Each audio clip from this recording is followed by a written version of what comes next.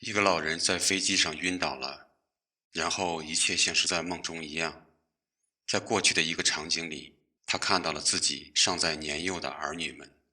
他问他们为什么要瞒着自己，为什么要对他撒谎。艾美向父亲坦白了自己与丈夫的关系。罗伯特也表示，很多事情没有告诉你，并不意味着想伤害你。当老人问女儿露西关于那个房子、那辆车还有那个婴儿的事情时，露西表示，我这样做只是为了不让你担心，也不愿意让你失望。当他问自己的儿子大卫他到底在哪里，自己好去看他，大卫却摇了摇头说，我不能告诉你，我也不想让你看到一个那样的我。这时候突降暴雨，孩子们跑开了，院里只剩下老人一个人。当他睁开眼睛，发现自己躺在了医院的病床上。门开的时候，眼前的场景令他无比震惊。故事回到几天前，弗兰克一个人在忙着采购，忙着准备一切，仿佛在等待着一次盛大的聚会。上等牛排、好酒，甚至还买了个崭新的烧烤机。但最终他等来的是儿子和女儿们爽约的电话。艾美说自己公司很忙，儿子杰克发烧不能来了。他还告诉父亲大卫忙于画展也不能前来。小女儿露西说自己即将有演出，要去与经纪人见面。儿子罗伯特说自己状态不好，不能赴约。失望的弗兰克只好独自煎着牛排，这可是他从来舍不得买的上等的牛排。妻子已经去世8个月了，弗兰克独守空房，形影相吊。本想让孩子们回来聚一下，不想计划成空。孩子们已长大成人，如雀鸟离巢，与父母相忘于江湖。但作为父亲，他无法不挂念自己的儿女，于是决定独自上路，前去看望他们。医生在检查他身体之后，建议他一定不要坐飞机。当然，火车、汽车等的舟车劳顿也会对弗兰克的健康产生不良的影响。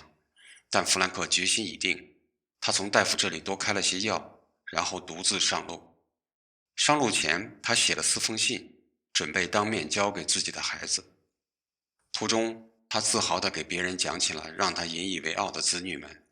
2个女儿，一个是高管，一个是舞蹈家。儿子呢，一个是指挥家，一个是画家。而他自己是一个专门为电线涂防护层的工人。尽管工作辛苦，一生劳碌，但能培养这么好的4个孩子，他也终生无憾了。可见天下父母心，天下父母概莫能外。在大卫所在的城市纽约，弗兰克没有见到儿子，电话无人接听，于是他找了个小旅店住下，准备第2天再去看看。在街边的画廊，他看到了大卫的作品。当年大卫只是想当一个油漆匠，在父亲的激励下成了一个优秀的画家，这让弗兰克非常欣慰。第2天他去敲大卫的门，但并没有人开门。他把给儿子的信从门缝里塞了进去，然后离开了。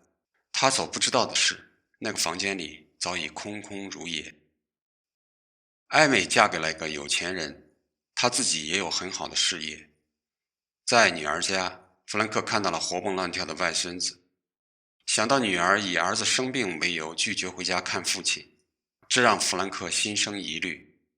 外孙只顾玩游戏，女儿也对弗兰克的出现感到意外，并且显然似乎也不太欢迎他。女婿回来的时候，这家人看上去其乐融融，但席间外孙和女婿似乎有很深的矛盾。当弗兰克表达了想在这里住2天的意思后，女儿慌忙拒绝，推脱一家3口要么出差，要么加班，要么上补习班。在艾美送父亲离开前，弗兰克问了句女儿，你生活得开心吗？一到罗伯特所在的城市，弗兰克便赶往乐团。他这才发现罗伯特并非他想象的是一个指挥家，他只是个可有可无的鼓手。被父亲发现了真实的自己，罗伯特有些尴尬，但他表示自己很快乐。打鼓意味着不那么重要，但意味着有更多的闲暇，可以过更自由的生活。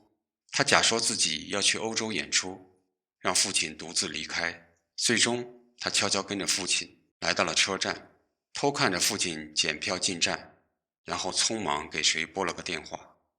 在拉斯维加斯，女儿露西来接弗兰克，排场很大，用的是一辆加长的凯迪拉克，住的地方也是市中心的豪宅。女儿说要带父亲去最贵的餐厅吃饭，正要成行，一个自称是邻居的女人抱着个可爱的婴儿，让露西帮忙看一会儿。结果此女人一去不回，弗兰克往日重现，陪着小宝宝玩了一个下午。电话的留言以及家里的照片隐隐让他觉得似乎有些地方不太对劲。第二天，他便说什么都要自己坐飞机回家。在机场送别的时候，他没有问女儿：“你过得开心吗？”在飞机上发生了开始时候的一幕，在晕眩中，弗兰克置身于自己的家里，在庭院中问眼前突然回到童年的儿女们：“你们为什么要骗我？”艾美承认了儿子生病只是个借口，实际情况是丈夫外遇，他们的婚姻已经走到了尽头。罗伯特也承认自己撒了谎，但没有恶意，只是不想让父亲失望。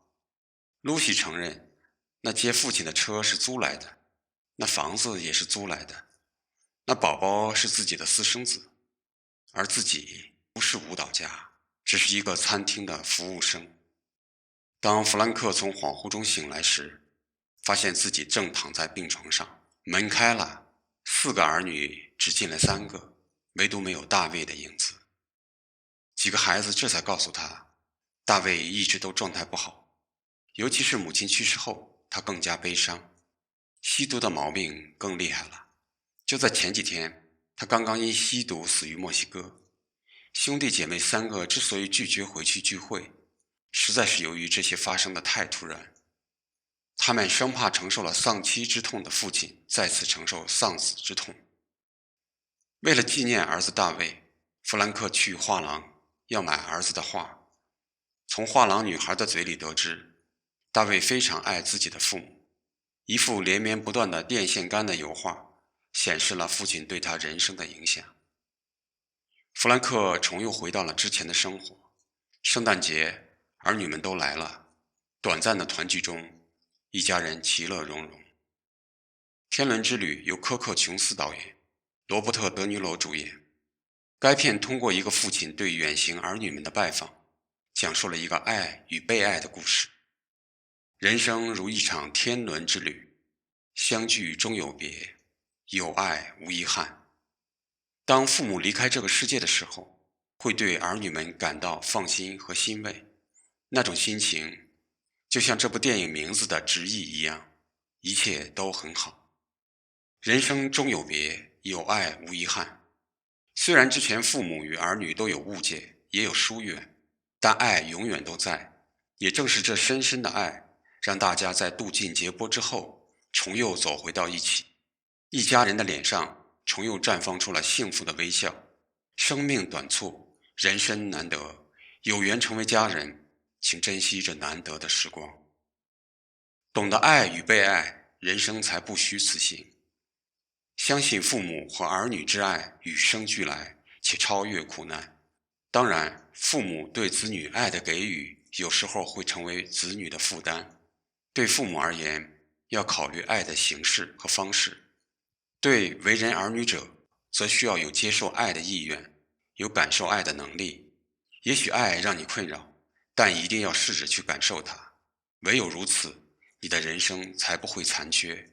爱就像青春一样，拥有的时候不知道珍惜，恣意挥霍，但当青春远离，爱你者消散，你才知道那失去的才最珍贵。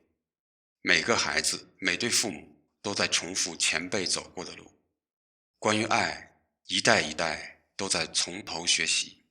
当步入人生的夕阳中时，才会意识到这一生可以爱得更好，也可以被爱得更多。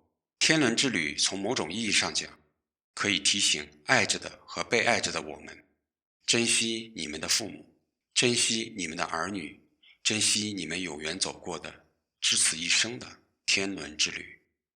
感谢您的收看，补光说影为您分享好的电影、好的故事，感受不一样的人生。喜欢的话，请关注、订阅、转发并点赞。您的支持是我前进的动力。我们下期见。